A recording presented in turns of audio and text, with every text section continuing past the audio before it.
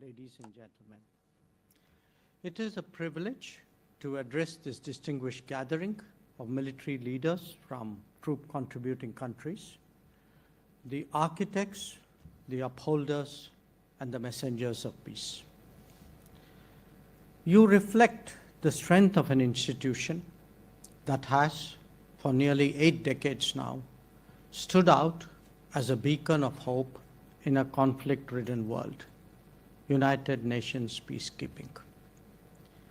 As Foreign Minister of a country that has contributed immensely to this cause, I'm here to share our perspectives, not only on the challenges before us, but also on the principles that must guide us in shaping the future of global peace and security. India approaches peacekeeping from its civilizational ethos. We see the world as one family, a vision enshrined in the timeless phrase of Vasudhaiva Kutumbakam. This is not just cultural wisdom, but an outlook that anchors our worldview. It is why India has consistently advocated for justice, dignity, opportunity, and prosperity for all societies and peoples. It is also why we place our faith in multilateralism and international partnerships. The global challenges we face, from pandemics to terrorism and economic instability to climate change, these challenges are interconnected and they transcend national borders. Our responses, therefore, must be more cooperation, transcending the competitive aspects of international politics.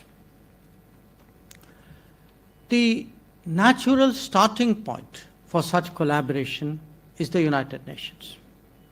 I've just come back from New York after attending the 80th UN General Assembly. And let me share with you some key insights from that experience. One, the United Nations today still reflects the realities of 1945, not of 2025. 80 years is a long time by any standards. And during this period, the UN membership has actually quadrupled. Two, institutions that fail to adapt risk irrelevance. Not just irrelevance, but eroding legitimacy and leaving us without recourse in times of uncertainty. Three, for the UN to be effective, it must reform, becoming more inclusive, democratic, participative, and, as I said, representative of today's world. And four, it must amplify the voices of the developing world and reflect the aspirations of the rising global South. The UN's legitimacy, and I would say the UN's credibility, depends on it doing so. Now, there is a strong desire among members of the UN for a reformed United Nations, including expansion of the permanent and non-permanent categories of membership of the Security Council. However, the process of reform itself is being used to derail that agenda. As a result, I'm sorry to say, historical injustices still continue. India affirms its commitment to assume greater responsibilities in a reformed United Nations and in a reformed multilateralism. Now, this brings me to the core of our discussions, UN peacekeeping. Since its inception, it has been a testament to what we can achieve when nations unite for a larger cause. Our peacekeepers have been really a powerful force for good. These brave sons and daughters put their lives on the line to protect civilians, to deliver humanitarian aid, and to support fragile peace processes. They are the real torchbearers of multilateralism. Now let me honor today the more than 4,000 UN and 182 Indian peacekeepers who have made the ultimate sacrifice in the line of duty. They stand out as a testament to bravery, and their legacy remains a solemn call to action for all of us. We must ensure that their message lives on. Now, as you would all be aware, peacekeeping was not originally envisaged in the UN Charter. The very concept of peacekeeping has evolved over the years. Currently, it draws its mandate from the decisions of the UN Security Council. Changing geopolitical dynamics, the complexities of world affairs, and the nature of conflicts have all shaped the demands of peacekeeping. We all recognize that peacekeeping has been the flagship endeavor and the most effective instrument of the United Nations.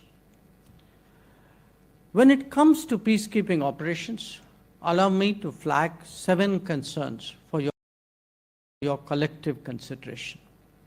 1. Troop contributing countries as well as host states must be consulted while formulating mandates of peacekeeping missions. 2. Peacekeeping can only be effective if mandates are commensurate with the resources allocated to the missions. 3. These mandates must always be realistic and always be clear. 4. The primary responsibility for protection of civilians still lies with the host state. 5. Technology and peacekeeping go hand in hand and is, in fact, a force multiplier in peacekeeping operations. As a nation that has embraced innovation, let me underline that India stands ready to be a technology demonstrator to enhance the operational capacity of peacekeeping. 6. To address the needs of strategic communication, we must strive to counter mis- and disinformation. The role of ICT is therefore very important. And 7. Paramount importance must be given to the safety and security of peacekeepers. We must always ensure that perpetrators of any attack on them must be brought to justice. Now, ladies and gentlemen, the nature of conflict has clearly changed. The clear lines of state-on-state warfare have been blurred. We often face on the ground a complex and ambiguous matrix of non-state actors, of armed groups, and of terrorist organizations. These entities operate outside the norms of international law, employ asymmetric tactics from IEDs to cyber warfare, making our work more dangerous and more unpredictable. The traditional role of a peacekeeper as a buffer between two warring states has also evolved significantly. Today, our peacekeepers must be prepared to protect civilians from harm, respond to humanitarian crises, and yet operate in environments where the enemy wears no uniform and respects no rules. This difficult reality demands a new paradigm for peacekeeping. It requires enhanced training, sophisticated technology, and a re-evaluation of our mandates. We must equip peacekeepers to deal with asymmetric threats, ensure their own safety, and yet deliver on their missions. That means investing in surveillance systems, protective gear, cyber capabilities, and mission preparedness of the highest standard. It is likely that the peacekeeping budget will see headwinds. We will need to see how we can overcome this constraint while adhering to the core principles of maintenance of peace and security. This should also be an opportunity to undertake measures of making UN peacekeeping more financially and administratively rigorous, like winding down obsolete missions that have outlived their purpose. For India, participation in UN peace operations is a profound expression of our responsibility as a member state and of our belief in global commitments. Since inception, we have contributed over 300,000 troops cumulatively, making us the world's largest troop contributing country. Our peacekeepers have served and are serving with distinction and professionalism in some of the world's most challenging theaters. This includes South Sudan, Lebanon, Syria, and the DRC, amongst others. This sustained commitment stems from our conviction that peace anywhere strengthens peace everywhere. We also take great pride that we have walked the talk in our commitment towards women, peace, and security. Our women peacekeepers have demonstrated the unique impact that they have. They build trust in communities and give hope to vulnerable populations, especially women and children. We believe that it is no longer a question of whether women can do peacekeeping. Rather, it is whether peacekeeping can succeed without women. I recall that in February 2025, India hosted the first ever international conference on women peacekeepers from the Global South, bringing together women peacekeepers from 35 nations. More recently, in August this year, India hosted the UN Women Military Officers Course, which saw participation from 15 countries. I'm also glad to note that this August gathering has, over the last 2 days, deliberated on issues closely associated with and important to the maintenance of peace and security. Peacekeeping is and will remain an important instrument of the UN in this pursuit. We need to adapt and we need to change according to the times so as to make peacekeeping more effective and more resilient. This is best reached through consultations and engagement between member states as we discuss the evolving nature of the future of peacekeeping. The Global South has both a particular contribution and a particular relevance insofar as peacekeeping is concerned. Unfortunately, the maximum number of conflict zones are located there.